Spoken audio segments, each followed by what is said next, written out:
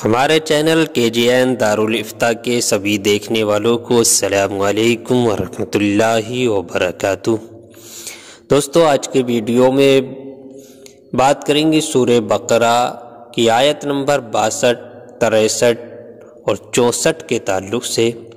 اس کا ترجمہ اور ان کی تفسیر بیان کریں گے۔ اس سے پہلے آپ سے اپیل ہے کہ آپ ہمارے چینل پر نئے آئے ہیں تو چینل کو سبسکرائب کر لیں، ویڈیو کو لائک کر دیں، اپنے دوستوں تک شیئر کر دیں۔ آئیے شروع کرتے ہیں۔ بسم اللہ الرحمن الرحیم۔ اللہ تعالیٰ سورہ بقرہ کی آیت نمبر 62 اور 63 کے اندر ارشاد فرماتا ہے، ان الذین آمنوا والذین ہادوا والنصارى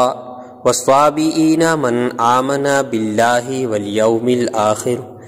وعمل صالحا فلهم اجرهم عند ربهم ولا خوف عليهم ولا هم يحزنون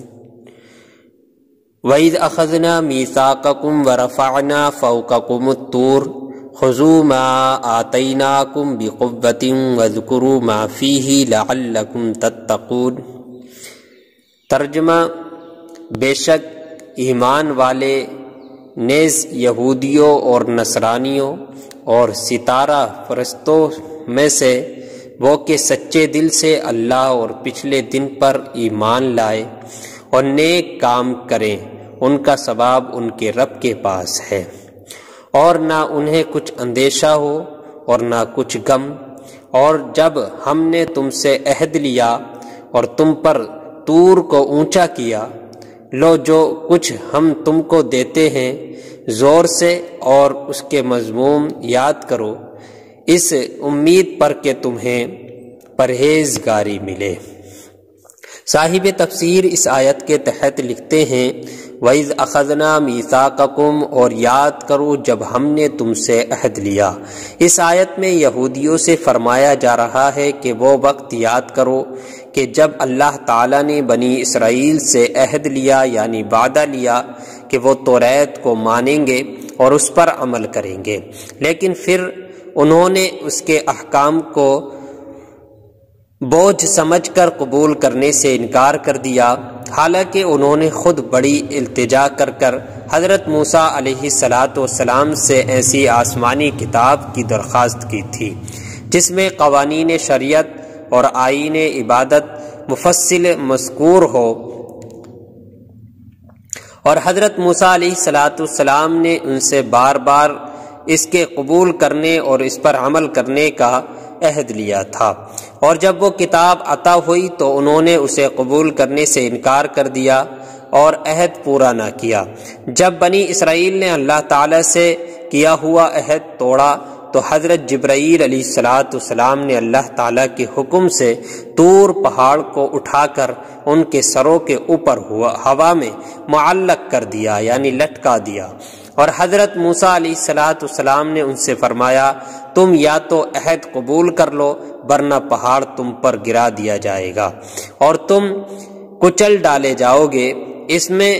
صورتاً عہد پورا کرنے پر مجبور کرنا پایا جا رہا ہے، لیکن در حقیقت پہاڑ کا سروں پر معلق کر دینا اللہ تعالیٰ کی قدرت کی قوی دلیل ہے، جس سے دلوں کو اطمینان حاصل ہوتا ہے کہ بے شک حضرت موسیٰ علیہ السلام اللہ تعالیٰ کے رسول ہیں اور ان کی اطاعت اللہ تعالیٰ کو مطلوب ہے، اور یہ اطمینان ان کو ماننے اور عہد پورا کرنے کا اصل سبب ہے۔ یاد رہے کہ دین قبول کرنے پر جبراً نہیں کیا جا سکتا، البتہ دین قبول کرنے کے بعد اس کے احکام پر عمل کرنے پر مجبور کیا جائے گا۔ اس کی مثال یوں سمجھیں کہ کسی کو اپنے ملک میں آنے پر حکومت مجبور نہیں کرتی، لیکن جب کوئی ملک میں آ جائے تو حکومت اسے قانون پر عمل کرنے پر ضرور مجبور کرے گی۔ احکام قرآن پر عمل کرنے کی ترغیب علامہ اسماعیل حقی رحمۃ اللہ تعالی علیہ فرماتے ہیں کہ اللہ تعالیٰ کی کتابوں سے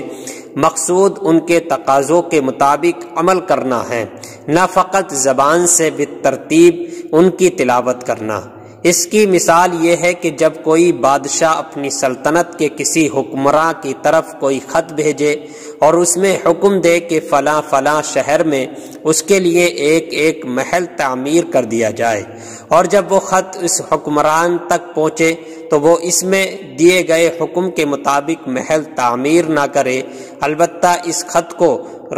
روزانہ پڑھتا رہے، تو جب بادشاہ وہاں پہنچے گا اور محل نہ پائے گا تو ظاہر ہے کہ وہ حکمران عتاب بلکہ سزا کا مستحق ہوگا، کیونکہ اس نے بادشاہ کا حکم پڑھنے کے باوجود اس پر عمل نہیں کیا۔ تو قرآن پاک بھی اسی خطا کی قرآن پاک بھی اس خط کی ہی طرح ہے، تو قرآن پاک بھی اسی خط کی طرح ہے جس میں اللہ تعالیٰ نے اپنے بندوں کو حکم دیا ہے کہ وہ دین کے ارکان جیسے نماز اور روزہ وغیرہ کی تعمیر کریں، اور بندے فقط قرآن مجید کی تلاوت کرتے رہے اور اللہ تعالیٰ کے حکم پر عمل نہ کریں تو ان کا فقط قرآن مجید کی تلاوت کرتے رہنا حقیقی طور پر فائدہ مند نہیں ہوگا۔ یہاں یہی بات امام غزالی رحمت اللہ تعالی علیہ نے بھی متعدد جگہ ارشاد فرمائی ہے۔ اللہ تعالیٰ سورہ بقرہ کی آیت نمبر 64 میں ارشاد فرماتا ہے، ثم تولیتم من بعد ذلک فلولا فضل اللہ علیکم ورحمتہ لکنتم من الخاسرین۔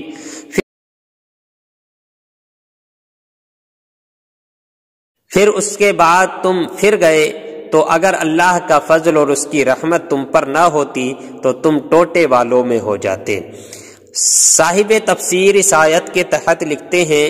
فضل اللہ، اللہ کا فضل، یہاں فضل اور رحمت سے یا تو توبہ کی توفیق مراد ہے کہ انہوں نے توبہ کی توفیق مل گئی تھی، اور یا عذاب کو مؤخر کرنا مراد ہے، یعنی بنی اسرائیل پر عذاب نازل نہ ہوا بلکہ انہیں مزید مہلت دی گئی۔